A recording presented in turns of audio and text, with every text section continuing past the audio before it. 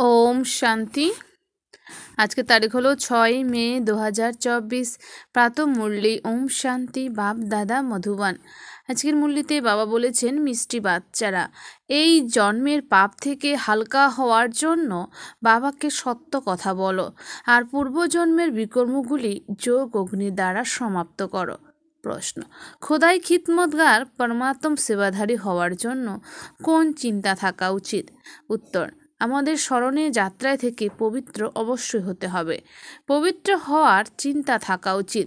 এটাই হলো মুখ্য সাবজেক্ট। যে বাচ্চারা পবিত্র হয় তারাই বাবার সেবাধারী হতে পারে।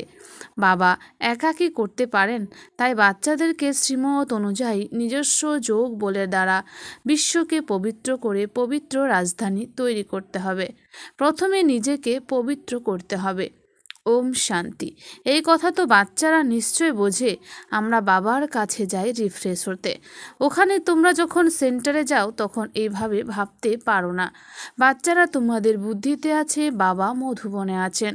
বাবার মুরলি চলে কেবল বাচ্চাদের জন্য। বাচ্চারা বুঝবে আমরা মধুবনে মুরলি শুনতে যাই। মুরলি শব্দটি কৃষ্ণের জন্য ধরে নেওয়া হয়েছে। মুরলি শব্দের জন্য কোনো অর্থ নেই। বাচ্চারা তোমরা এখন খুব ভালোভাবে বুঝতে পেরেছ, তাই না? বাবা বুঝিয়েছেন আর তোমরা সেটা বাবা বুঝিয়েছেন আর তোমরা সেটা ফিল করে থাকো যে সত্যিই আমরা একেবারে অবুঝ ছিলাম। তোমরা সত্যযুগে কত বুদ্ধিমান বিশ্বের মালিক ছিলে। কোনো মূর্খ বিশ্বের মালিক হয় না।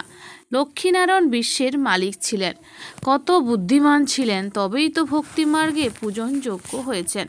জড় চিত্র কথা বলতে পারে না। শিব বাবার পূজা করা হয়, তিনি কিছু বলেন। শিব বাবা একবারও এসে বলেন, যারা পূজা করছে তাদের জানা নেই। ইনি হলেন জ্ঞান প্রদানকারী বাবা। কৃষ্ণের বিষয়ে ভাবে যে কৃষ্ণ মুরলি বাজায়। যাদের পূজা করে তাদের অকুপেশন একেবারেই জানে না। সুতরাং এই পূজা ইত্যাদি সবই নিষ্ফল হয় যতক্ষণ না বাবা আসেন। বাচ্চারা তোমাদের মধ্যে অনেকে বেদ শাস্ত্র ইত্যাদি কিছুই পাঠ করেনি। এখন তোমাদের একমাত্র সত্য বাবা পড়াচ্ছেন। তোমরা বুঝেছ যথার্থই সত্য পরায়ণ যিনি, তিনি হলেন একমাত্র বাবা। বাবাকেই বলা হয় সত্য। নর থেকে নারায়ণ হওয়ার সত্য কাহিনী শোনানো হয়। অর্থ তো ঠিকই আছে। সত্য পিতা আসেন এখন। নর থেকে নারায়ণ হতে হলে অবশ্যই সত্যযুগের স্থাপনা করবেন, তাই না? পুরনো দুনিয়া অর্থাৎ কলিযুগ, সেটা হবে নাকি পৌরাণিক কাহিনী শোনার সময়? কারো বুদ্ধিতে থাকে না যে আমরা নর থেকে নারায়ণ হব। এখন তোমাদের নর থেকে নারায়ণ হওয়ার রাজযোগ শেখানো হয়। এই কথাটিও কোনো নতুন কথা নয়। বাবা বলেন, আমি প্রতি কল্পে কল্পে সে বোঝাই, যুগে যুগে কিভাবে আসবে। ব্রহ্মার চিত্র দেখিয়ে তোমরা বোঝাতে পারো ইনি হলেন রথ, যার এটা হলো অনেক জন্মের শেষের জন্ম। পতিত এখন উনিও পবিত্র হচ্ছেন, আমরাও হই। যোগ বল ছাড়া কেউ পবিত্র হতে পারে না। বিকর্ম বিনাশ হয় না। জলে স্নান করে কেউ পবিত্র হতে পারে না। এ হলো যোগ অগ্নি। জল হলো আগুন নেভানোর জন্য, আগুন হলো জ্বালাবার জন্য। সুতরাং জল তো আর আগুন নয় যার দ্বারা বিকর্ম ভস্ম হবে। সবচেয়ে বেশি গুরুর কাছে দীক্ষিত হয়েছেন ইনি, মানে ব্রহ্মা বাবা। শাস্ত্র ইত্যাদি পাঠও অনেক করেছেন। এই জন্মে পণ্ডিত ছিলেন, কিন্তু কোনো লাভ তো হয়নি। পূর্ণ আত্মা তো হননি, পাপ কর্ম করেছেন। বাবা বোঝাচ্ছেন, যারা নিজেকে বাবার বাচ্চা নিশ্চয় করে তাত এই জন্মে কৃত সকল পাপ কর্মের কথা বাবাকে বলে দেওয়া উচিত। যখন বাবার সামনে আছেন তাহলে হালকা হয়ে যাবে। এই জন্মেই হালকা হয়ে যাবে। তারপরে পুরুষার্থ করতে হবে। জন্ম জন্মান্তরের পাপ কর্মের বোঝা যা মাথায় আছে সেসব নামাতে হবে। বাবা যোগের কথা বোঝাচ্ছেন, যোগের দ্বারাই বিকর্ম বিনাশ হবে। এই কথা তোমরা এখন শুনছো। সত্যযুগে এই কথা কেউ শোনাতে পারে না। এই সম্পূর্ণ ড্রামাটি তৈরি হয়ে আছে। প্রতিটি সেকেন্ডে এই পুরো ড্রামা পরিক্রম হতে থাকে। এক সেকেন্ডে মেলে না অন্যের সাথে। সেকেন্ডে আয়ু কম হতে থাকে। এখন তোমরা আয়ু কম হওয়ার প্রক্রিয়ায় ব্রেক লাগিয়ে দাও এবং যোগের দ্বারা আয়ু বৃদ্ধি করো। বাচ্চারা তোমাদের এখন নিজের আয়ু বাড়াতে হবে যোগ বলের দ্বারা। যোগের জন্য বাবা জোর দেন কিন্তু কেউ বুঝতে পারে না। বাবা বলে বাবা বাবা বলে বাবা আমরা ভুলে যাই, বলে বাবা আমরা তো ভুলে যাই। তখন বাবা বলেন যোগের অর্থ কিছু কঠিন নয়, এ হলো স্মরণের যাত্রা। বাবাকে স্মরণ করতে করতে পাপ বিনষ্ট হবে, অন্তিম সময়ে যেমন মতি তেমন গতি হয়ে যাবে। এই বিষয়ে একটি দৃষ্টান্ত দেওয়া হয়। কেউ কাউকে বলে দিলে তুমি হলে মোষ, আর তাতেই সে ভাবতে লাগলো আমি মোষ। তাকে বলা হলো এই দরজা দিয়ে বাইরে যাও, তখন সে বলল আমি তো মোষ, বের হব কিভাবে? আমি তো মোষ, বের হব কিভাবে? যেন সত্যিকারের মোষ হয়ে গেল। এই দৃষ্টান্তটি বসেই তৈরি করা হয়েছে, এমন কেউ হয় না। এটা কোনো যথার্থ দৃষ্টান্ত নয়, সর্বদা রিয়েল বিষয়ের উপরেই উদাহরণ দেওয়া হয়ে থাকে। এই সময় বাবা যা কিছু তোমাদের বোঝান, ভক্তিমার্গে সেসবের আবার উৎসব পালন করা হয়। কত রকমের মেলা, আখাড়া ইত্যাদি আয়োজন হয়। এই সময় যা কিছু হয় সব কিছুর উৎসব পালন হয়। তোমরা এখানে কত স্বচ্ছ হয়ে ওঠো, মেলায় কত ময়লা লাগে, শরীরের মাটির প্রলেপ দেওয়া হয়। এইভাবে পাপ বিনষ্ট হবে। ব্রহ্মা বাবা নিজের সব কিছুরই বলছে, ব্রহ্মা বাবার এই সব কিছুরই অনুভব রয়েছে। নাসিকে জল খুব নোংরা হয়, সেখানে গিয়ে মাটির প্রলেপ লাগায়, ভাবে পাপ বিনাশ হয়ে যাবে। তারপরে সেই মাটি পরিষ্কার করার জন্য জল আনা হয়। কোনো মহারাজা বিদেশে গেলে সঙ্গে গঙ্গা জলের ঘটি নিয়ে যেতেন, তারপর স্টিমার ইত্যাদিতে সেই জলই পান করতেন তারা। আগে তো মোটর গাড়ি, বিমান ইত্যাদি ছিল। 150 বছরে কত কি তৈরি হয়েছে। সত্যযুগের আদিকালে এই বিজ্ঞান কাজে লাগে, সেখানে মহল ইত্যাদি তৈরি করতে সময় লাগে না। এখন তোমাদের বুদ্ধি পারস বুদ্ধি হয়, তাই সব কাজ সহজে করে নেয়। যেমন এখানে মাটির ইট, সেখানে সোনার ইট থাকে। এই বিষয়ে মায়া ভানুমতির খেলাও, মানে মায়া মৎস্যচন্দরের খেলা দেখানো হয়েছে। এইসব তো তারা বসে নাটক তৈরি করেছে দেখানোর জন্য। আক্ষরিক অর্থেই স্বর্গে সোনার ইট থাকে, তাকেই বলে গোল্ডেন এজ। বর্তমান সময়কে বলে আয়রন এজ। স্বর্গকে তো সবাই স্মরণ করে, চিত্র ইত্যাদিও সব আছে। বলা হয় আদি সনাতন ধর্ম, তারপরে হিন্দু ধর্ম বলে দিয়েছে। দেবতার পরিবর্তে হিন্দু বলে দিয়েছে, কারণ বিকারগ্রস্ত হয়েছে, তাই দেবতা বলবে কিভাবে? তোমরা যেখানে যাও তো এই কথাই বোঝাও, কারণ তোমরা হলে মেসেঞ্জার, পয়গম্বর, বার্তাবাহক। বাবার পরিচয় সকলকে দিতে হবে। বাবা বলছেন বাবার পরিচয় সকলকে দিতে হবে। কেউ কেউ তৎক্ষণাৎ বুঝবে যে তোমরা অবশ্যই সঠিক কথা বলছো। অবশ্যই দুজন পিতা রয়েছেন। কেউ বলে দেবে পরমাত্মা তো হলেন সর্বব্যাপী। তোমরা বুঝতে পারো এক পিতার কাছ থেকে পার্থিব জগতের উত্তরাধিকার প্রাপ্ত হয়, পারলৌকিক পিতার কাছ থেকে অসীম জগতের উত্তরাধিকার প্রাপ্ত হয়। 21 জন্মের জন্য এই জ্ঞান এখনই আছে, সেখানে এই জ্ঞান থাকে না। সঙ্গমের উত্তরাধিকার প্রাপ্ত হয়, ফলে 21 জন্ম তোমরা রাজত্ব করো, তোমরা সম্পূর্ণ বিশ্বের মালিক হও। এই কথা তোমরা এখন জানতে পেরেছ। যারা পাকা নিশ্চয় বুদ্ধি হয় তাদের কোনো সংশয় উৎপন্ন হওয়ার নয়। অসীম জগতের বাবার কাছ থেকে অসীম জগতের উত্তরাধিকার প্রাপ্ত হয়। শিব বাবাই সে নিশ্চয়ই সম্পদের উত্তরাধিকার তো দেবেন। তাই বাবা বলেন এই ব্যাচ খুব ভালো, ব্যাচ অবশ্যই রাখবে। ঘরে ঘরে মেসেজ দিতে হবে, তারপরে কেউ বিশ্বাস করুক বা না করুক। বিনাশ এলে তখন ভাববে যে ভগবান এসেছেন। তখন যাদের তোমরা মেসেজ দিয়েছিলে তারা স্মরণ করবে যে শ্বেত বস্ত্রধারী ফরিস্তা কারা ছিল। সূক্ষ্ম বতনেও তোমরা ফরিস্তাদেরকে দেখো, তাই না? তোমরা জানো মাম্মা বাবা যোগ বলের দ্বারা এমন ফরিস্তা হন, তাই আমরাও হব। এইসব কথা বাবা এনার মানে ব্রহ্মা বাবার মধ্যে প্রবেশ করে তোমাদের বোঝান, ডাইরেক্ট নলেজ দেন। বাবার মধ্যে যা নলেজ আছে বাচ্চারা সেসব তোমাদের মধ্যেও আছে। যখন উপরে যাও তখন নলেজের পার্টও পুরো হয়ে যায়, তারপরে যা পাঠ প্রাপ্ত হয় তা সুখের পাঠ এবং এই নলেজ বিস্মৃত হয়। অতএব বাচ্চারা তোমরা যেখানেই যাও মেসেঞ্জারের চিহ্ন হিসেবে ব্যাচ সঙ্গে অবশ্যই থাকা চাই, যাতে যতই কেউ আসুক। এই নিয়ে আর কি হাসবে? তোমরা তো যথার্থ কথা শোনাও।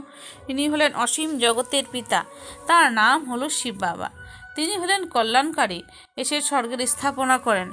এ হলো পুরুষোত্তম সঙ্গম যুগ। এ সম্পূর্ণ জ্ঞান বাচ্চারা তোমরাই পেয়েছো, তাহলে ভুলে যাও কেন?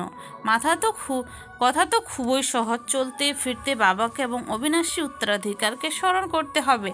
শান্তিধাম এবং সুখধাম, তোমরা বাচ্চারা এখানে এসে মুরলি শুনে যাও, তারপর সবাইকে শোনাতে হবে। এবং এমন নয় একজন ব্রাহ্মণী কেবল মুরলি ক্লাস করাবে। ব্রাহ্মণীদের নিজ সম তৈরি করা উচিত, তখন অনেকের কল্যাণ করতে পারবে। যদি একজন ব্রাহ্মণী কোথাও চলে যায় তবে অন্যজন সেন্টার চালাতে পারবে। হ্যাঁ, সেন্টার চালাতে পারবে না কেন? ধারণা করিনি নাকি স্টুডেন্টদের পড়াবার শখ থাকা উচিত। মুরলি তো খুব সহজ, সকলের ধারণ করে ক্লাস করাতে হবে। এখানে তো বাবা বসে আছেন। বাবা বাচ্চাদের বলেন কোনো কথায় সংশয় থাকা উচিত নয়। একমাত্র বাবা আছেন যিনি সব জানেন। একটি মাত্র মুখ্য উদ্দেশ্য আছে, এতে কোনো প্রশ্ন ইত্যাদি জিজ্ঞাসা করার দরকার থাকে না। সকালেও বসে বাচ্চাদের স্মরণের যাত্রায় সাহায্য করি। অসীম জগতের সমস্ত বাচ্চারা স্মরণে থাকে। বাচ্চারা তোমাদের সবাইকে এই স্মরণের সাহায্যে বিশ্বকে পবিত্র করতে হবে।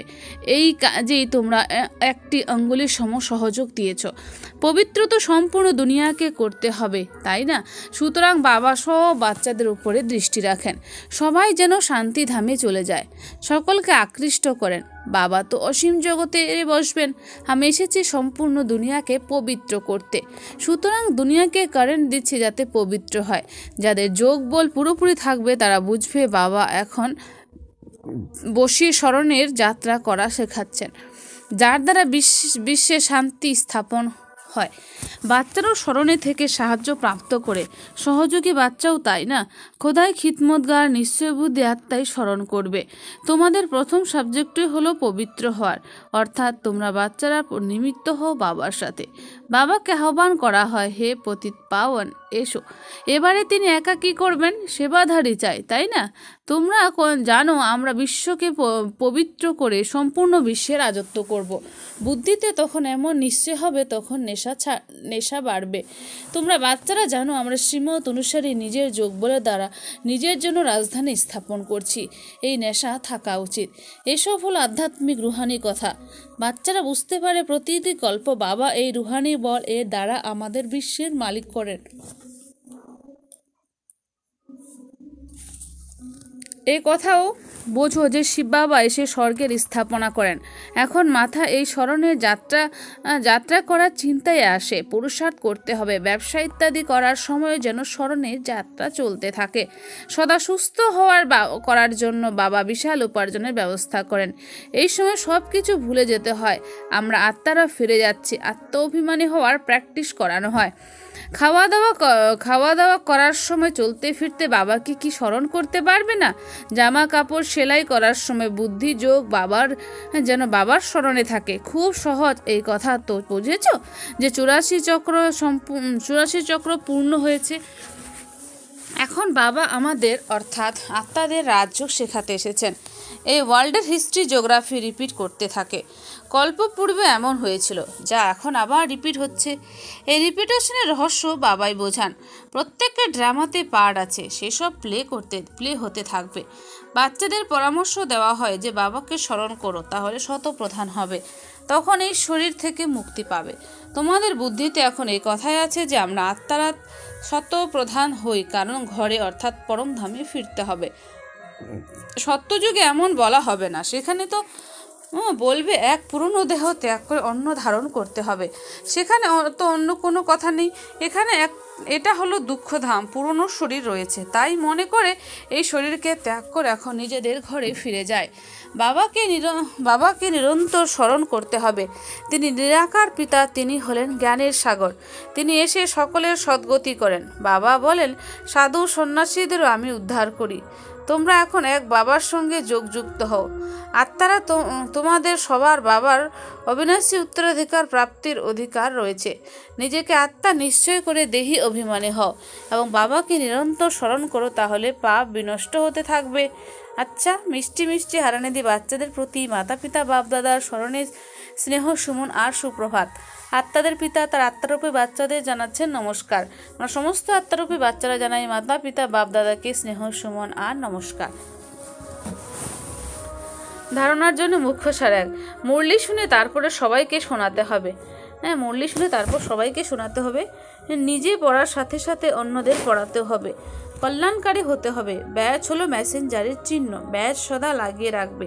2, বিশ্বে শান্তি স্থাপন করার জন্য স্মরণের যাত্রায় থাকতে হবে। যেমন বাবার দৃষ্টি অসীমে থাকে, সম্পূর্ণ দুনিয়াকে পবিত্র করার কারেন্ট দেন। যেমন বাবার দৃষ্টি অসীমে থাকে, সম্পূর্ণ দুনিয়াকে পবিত্র করার কারেন্ট দেন। তেমনভাবে ফলো ফাদার করে সহযোগী হতে হবে। তেমনভাবে ফলো ফাদার করে আমাদের সহযোগী হতে হবে। বরদান, কর্ম আর যোগের ব্যালেন্সের দ্বারা কর্মাতীত স্থিতির অনুভবকারী, কর্ম বন্ধন মুক্ত ভব। কর্ম আর যোগের ব্যালেন্সের দ্বারা কর্মাতীত স্থিতির অনুভবকারী, কর্ম বন্ধন মুক্ত ভব। স্পষ্টীকরণ, কর্মের সাথে সাথে যোগের ব্যালেন্স থাকলে প্রত্যেক কর্মে শত সফলতা প্রাপ্ত হয়। কর্মের সাথে সাথে যোগের ব্যালেন্স থাকলে প্রত্যেক কর্মে শত সফলতা প্রাপ্ত হয়। কর্মযোগী আত্মা কখনো কর্মের বন্ধনে ফেসে যায় না। কর্মের বন্ধন থেকে মুক্ত হওয়াকে কর্মাতীত বলা হয়। কর্মাতীতের অর্থ এটা নয় যে কর্ম থেকে অতীত হয়ে যাও, কর্ম করা থেকে বিরত থাকা নয়, কর্মের বন্ধনে ফেসে যাওয়া থেকে মুক্ত থাকো। এরকম কর্মযোগী আত্মা নিজের কর্মের দ্বারা অনেকের কর্মকে শ্রেষ্ঠ বানায়। তার কাছে প্রত্যেক কর্ম মনোরঞ্জন মনে হবে, অসম্ভব বলে কিছু অনুভব হবে না। স্লোগান, পরমাত্ম প্রেমই হলো সময়ের ঘণ্টা যেটা অমৃত বেলায় উঠিয়ে দেয়। পরমাত্ম প্রেমই হলো সময়ের ঘণ্টা যেটা অমৃত বেলায় উঠিয়ে দেয়। আচ্ছা, ওম শান্তি। ধন্যবাদ বাবা আজকের এই সুন্দর মিষ্টি মুরলির জন্য।